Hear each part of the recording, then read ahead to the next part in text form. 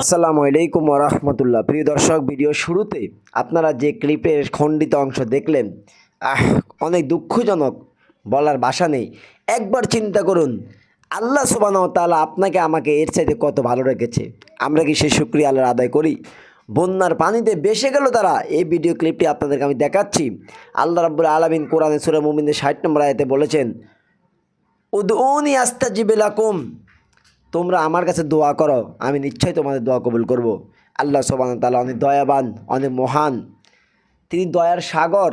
হাজারো অন্যায় জুলুম, হাজারো গুনাহ, হাজারো নাফরমানি করার পরও তিনি আমাদের উপর দয়া করে রেখেছেন। তার দয়া ছাড়া এক সেকেন্ড বাঁচা অসম্ভব।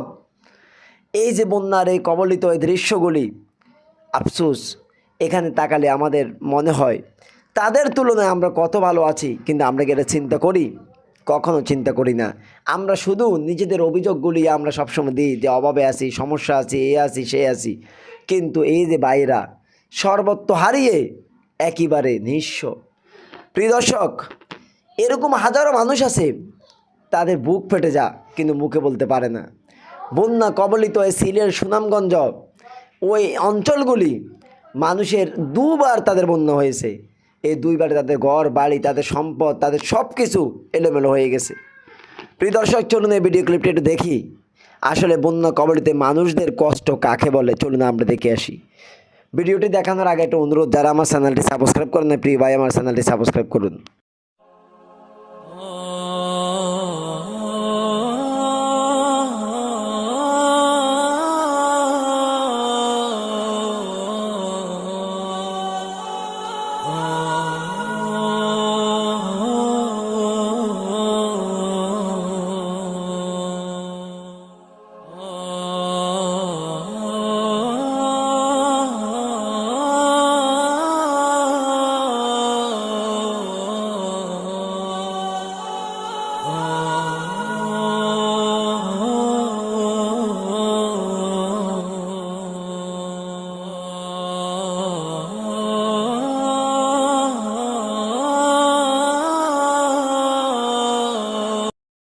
প্রিয় দর্শক, এই ভিডিওটি দেখার পর আসলে আমি বলার ভাষা হারিয়ে ফেলেছি। আমার হৃদয়ে কম্পন হয়েছে, খুবই একটা নাড়া দিয়েছে শরীরটা, যে এই মানুষগুলো কত কষ্টে।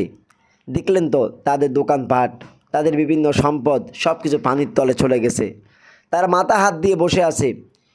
কি করবে? কিছুই করার নেই। আল্লাহর পক্ষ থেকে বিপদ এসেছে, তারা ধৈর্য ধারণ করা ছাড়া আর কোনো উপায় নেই।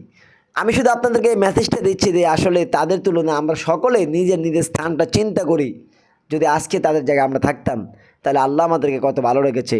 এরপরও আমরা আসলে প্রতিনিয়ত আল্লাহর সাথে, আমরা সবাই আল্লাহর হুকুম অমান্য করি, আল্লাহর সাথে নাফরমানি করি। প্রিয় দর্শক, আসলে আর কথা বলার কোনো ভাষা আমি পাচ্ছি না। আল্লাহ সুবহানাহু ওয়া তাআলা তাদেরকে হেফাজত করুক, তাদেরকে রক্ষা করুক, আমাদেরকে আল্লাহ হেফাজত করুক, সকলকে আল্লাহ সহি বুঝ দান করুক। তো ভিডিওটি এখানে শেষ করলাম। আবারও একটা অনুরোধ, যারা চ্যানেলটি সাবস্ক্রাইব করেন না, প্লিজ চ্যানেলটি সাবস্ক্রাইব করে যাবেন।